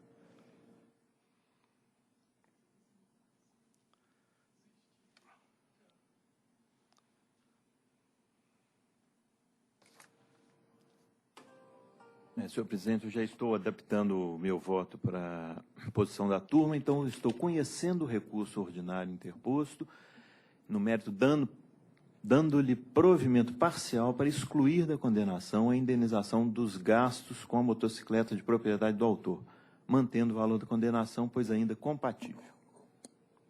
Com a palavra, o ilustre procurador da reclamada. Senhor presidente, na ilustre pessoa, a quem cumprimento os demais integrantes da Igreja Turma, fazendo também ressalva, porque está ausente no plenário nesse instante, o representante do Ministério Público do Trabalho, senhora secretária, senhores serventuários, colegas presentes. O voto do eminente desembargador relator atende parcialmente aos interesses da empresa reclamada, mas eu gostaria que ele fosse elastecido com as nossas escusas aí por discordar parcialmente de Sua Excelência. No nosso entendimento, o trabalhador que era moveleiro, ele era montador de móveis, na verdade, ele comparecia à sede da empresa durante 3 dias da semana para pegar o roteiro que ele iria trabalhar. Ora, com todo respeito, ainda que pudesse ser controlado essa hora de trabalho do reclamante, mas ela não teria como ser feita dessa forma, porque quando ele saía para cumprir aquele trabalho, a rota era ele quem fazia, a empresa não ordenava, a empresa não obrigava ele a começar em determinada residência ou em determinado bairro e terminar em outro. Ele fazia aquilo ao seu livre albedrio, né? Ao seu livre albedrio. Se ele entendesse de começar pelo Centro-Sul, ou se ele entendesse de começar por um bairro da região Nordeste, de acordo com a rota que lhe foi estabelecida, a empresa não teria como né, ela não teria como saber desse seu deslocamento. Quer dizer, ao final do trabalho, se assim fosse, no final da semana, poderia sim ter uma noção de como ele foi prestado, mas nunca uma exigência firme. Você vai começar tal hora e acabar tal hora, a ponto de ser deferida uma jornada de trabalho que nós entendemos bem exaustiva.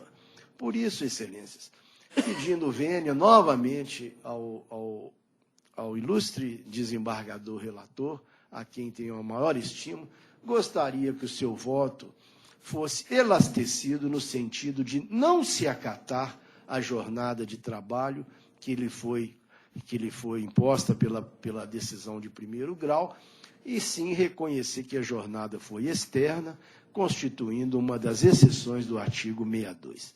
É assim que se pede pela costumeira justiça. Não. O ilustre procurador do reclamante. Bom dia, excelentíssimo senhor presidente, demais membros dessa colenda turma. Eu vou apenas esclarecer alguns pontos quanto ao controle, que se concorda com o voto do senhor presidente. Primeiramente, como se sabe, o artigo 62 não basta apenas o exercício externo da atividade, mas sim a impossibilidade do controle. E, com a devida vênia, não é o caso dos autos. Como ficou claro através da única testemunha ouvida no feito, o reclamante comparecia à sede da reclamada 3 vezes por semana e, além disso, a reclamada acompanhava todo o serviço através de um aplicativo de celular que possuía GPS. Ou seja, o reclamante, no momento em que ele chegava na residência, ele é obrigado a preencher um checklist que era enviado em tempo real, online, para a reclamada. E, além disso, ao término do serviço, ele tinha que terminar esse checklist, tirar foto do produto montado e enviava para a reclamada. Ela possuía, então, o horário exato que ele começou a montagem, terminou a montagem e seguia para o próximo cliente, repetindo o mesmo procedimento. No entendimento do procurador do reclamante, não há o que se falar em sem controle, livre autonomia por parte do reclamante, sendo este fiscalizado o dia inteiro de labor. E quanto ao horário de trabalho, ficou bem claro também através da testemunha que informou com clareza essa questão. Agora, já quanto ao ponto da utilização da motocicleta em benefício da reclamada, discordo com o voto de Vossa Excelência nesse ponto, tendo em vista que é transferência do ônus do empreendimento da reclamada às expensas do obreiro, já que utilizava sua motocicleta em razão do labor, e, além disso, era requisito básico para a contratação a necessidade e o uso da motocicleta, tendo em vista que a jornada é uma jornada exaustiva, sendo impossibilitado ao mesmo realizar o serviço com transporte público. Fica inviável a reação ao número de montagens, que tudo isso ficou comprovado através da única testemunha ouvida no feito. O que se espera é a reforma nesse sentido. Obrigado a todos. Bom dia. O eminente relator. Senhor presidente, eu peço vênia para, não obstante o brilhantismo das sustentações orais, para manter o voto como proposto. Realmente, como destacado na tribuna, inclusive, pelo procurador da reclamada, ainda que pudesse ser controlado, né? Mas todas as provas produzidas nesse processo não deixam dúvida que a jornada do reclamante poderia ser controlada detalhadamente, né? Ele se utilizava de um aplicativo pelo celular com GPS, pelo qual era possível saber onde ele estava, quando início da montagem do móvel, fim da montagem do móvel, pelo qual, inclusive, conforme o depoimento testemunhal, depois de terminada a montagem, ele deveria, inclusive, mandar uma foto do móvel montado para a reclamada. Então, ela tinha todas as condições de controlar a jornada dele. E eu acho que isso... quem já comprou móveis nessas lojas sabe que a montagem é toda controlada pela loja. O comprador não fica ao alvedrio da vontade do montador. Então, estou mantendo o voto nesse sentido. Já em relação à as despesas com a motocicleta e também, mudando meu posicionamento anterior, também não vejo como presumir que houve algum contrato de aluguel, por exemplo, do veículo do reclamante, né? Se isso não foi pactuado pelas partes, não tem como deduzir que houve esse outro contrato. Então, essas condições de trabalho foram as convencionadas no início do contrato. Se não fosse interessante para o reclamante, eu acho que ele não pactuaria isso. É nesse sentido que eu estou mantendo o voto. Embargador Sebastião, segundo votante. Sintetizando o posicionamento, eu estou acompanhando no primeiro ponto, porque a testemunha informou que tem esse aplicativo de controle, não houve contraprova por parte da empresa e até o juiz indeferiu o oitivo da segunda testemunha do reclamante, que certamente iria confirmar, mas sem contraprova foi desnecessário. Estou acompanhando. E quanto ao tema da motocicleta, é exatamente porque era condição para ser contratado ter motocicleta. Logo, o salário ajustado já considera esse conjunto. Quando é o contrário, eu defiro. O sujeito foi contratado e não era exigência. De repente, a empresa pede que ele utilize a motocicleta dele, aí sim, aí houve uma alteração contratual. Mas se já desde o ajuste inicial era necessário ter motocicleta, ela é uma ferramenta de trabalho. Está contratando com aquela ferramenta. Então, não é transferir. O valor já foi ajustado considerando esse aspecto. Estou acompanhando integralmente o relator. Eu também acompanho o eminente relator, só acrescentando que, em relação ao trabalho externo, parágrafo 3º do artigo 74 da CLT obriga a marcação de ponto, chamada papeleta de serviço externo. Quando o empregado trabalha externo, ele tem que marcar o ponto na papeleta. Isso até é feito com efeito pedagógico, a empresa pode passar a exigir essa marcação para evitar esse tipo de reclamação. Em relação às despesas com motocicleta, também o meu entendimento é o mesmo do desembargador Sebastião, e eu estou inteiramente de acordo com o voto do relator e proclamo que a unanimidade prevaleceu como foi anunciado. E o resultado fica proclamado. Bom dia, doutores. Colenda Turba, eu ainda possuo inscrição em outro processo, se possível, em razão da... Tem outro processo? Pois não. Sim. Próximo. Só para agradecer, Cedeno. Muito obrigado. Bom dia, doutor. O processo ao qual o doutor Tiago se refere é o número 22 da pauta, que tem como relator o doutor Jales, estamos ainda nesta pauta. Trata-se do 10.994-90-2015. 22 da minha pauta. 22, a sua pauta, doutor. Então, no 22 da minha pauta. É da minha, né, não? Priscila dos Santos e Alma Então, desculpe, Viva. nós estamos na pauta do doutor Lucas. Ah, Voei aqui, doutor Jales. Voei, nós estamos na pauta do doutor Lucas. Vamos fechar, então, a pauta, abrir a pauta do doutor Lucas. É o 22, os recorrentes são Via Varejo S.A. e Vanderlúcia Ferreira Silva. 22 da pauta do doutor Lucas. Via Varejo. Isso.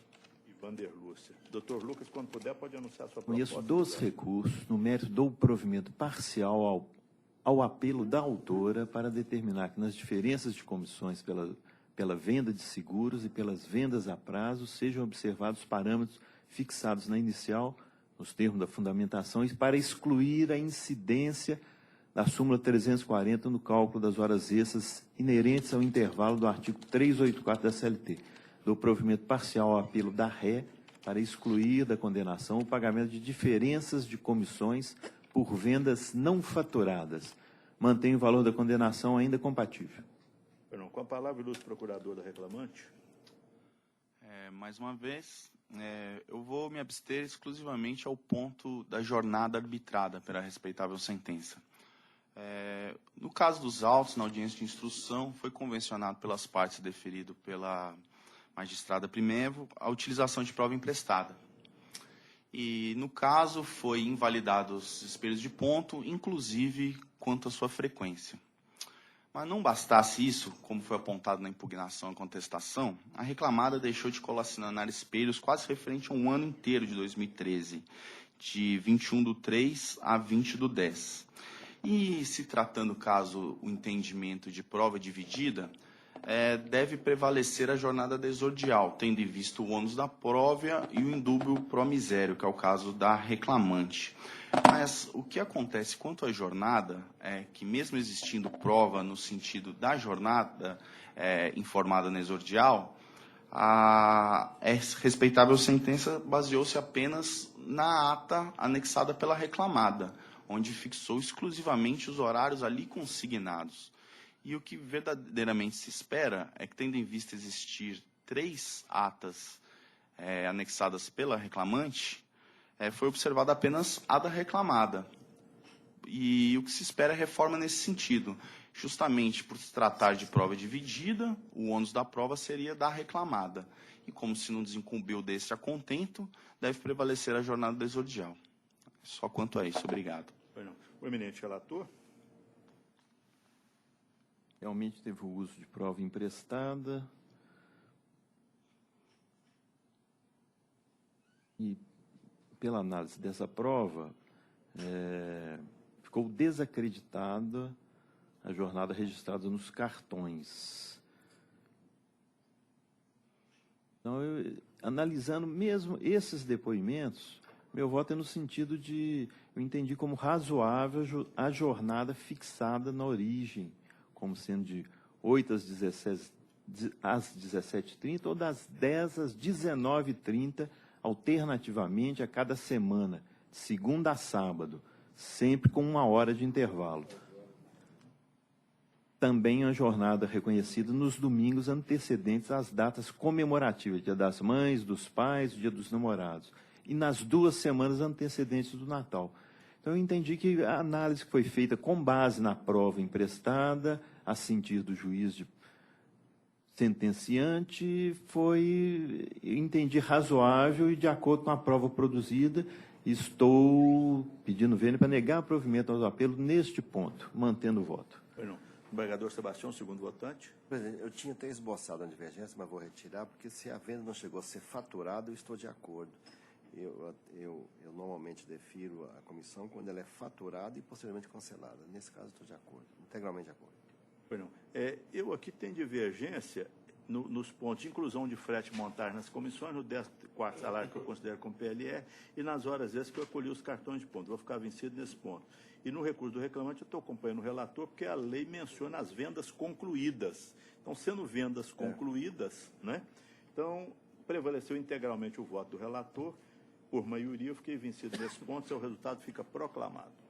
Obrigado a todos e bom trabalho. Bom dia. Próximo. Nós ainda temos nessa mesma sessão o processo 31, para o qual está inscrito o doutor João Luiz de Amoedo Avelar. O 31 é o 11.298-93.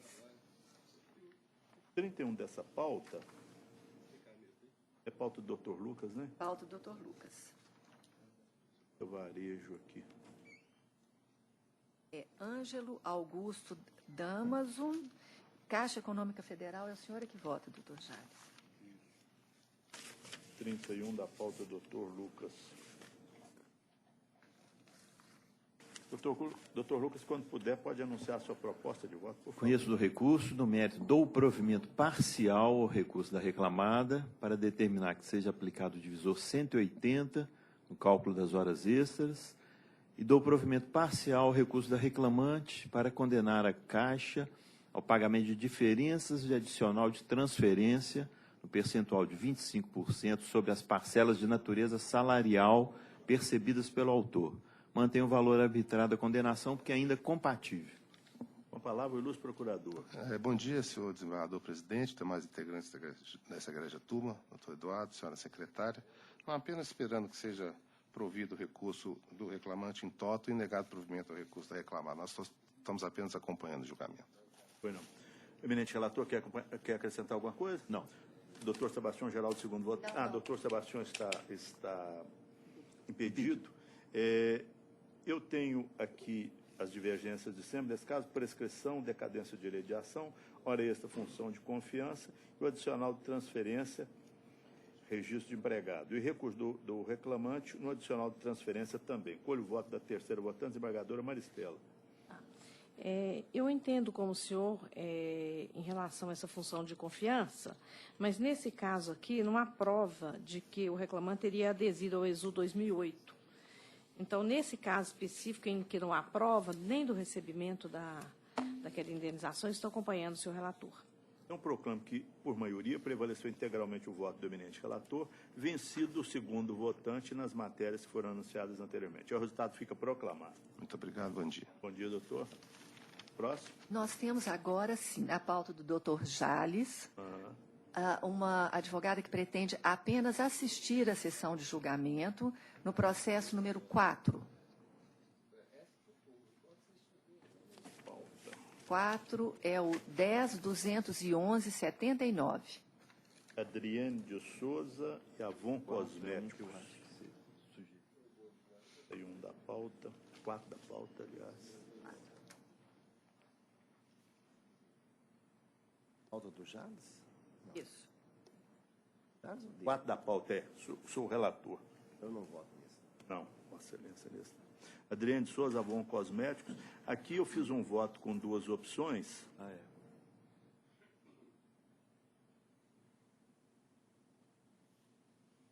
A minha proposta é o seguinte.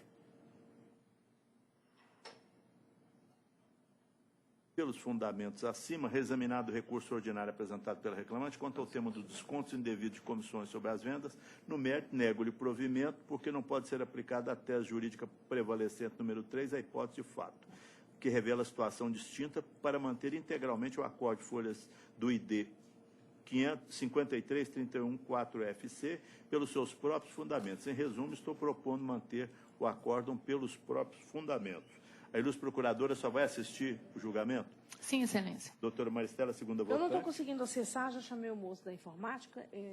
Tem alguma divergência notada aí, Você Conceição? lançou a opção aqui, a primeira opção. Porque são 2 opções. Opção. É do Avon, né? essa É da Avon? É, exatamente. Adota a primeira opção, Primeira opção. gabinete da doutora Maristela, 16/2, 19h15. Estava trabalhando até tarde, em 19h15. Doutora Maristela, primeira opção, doutor Lucas? Também. Então, por unanimidade, prevaleceu a primeira opção, como foi lida anteriormente, o resultado fica proclamado. Obrigada, bom dia. Bom dia, doutora.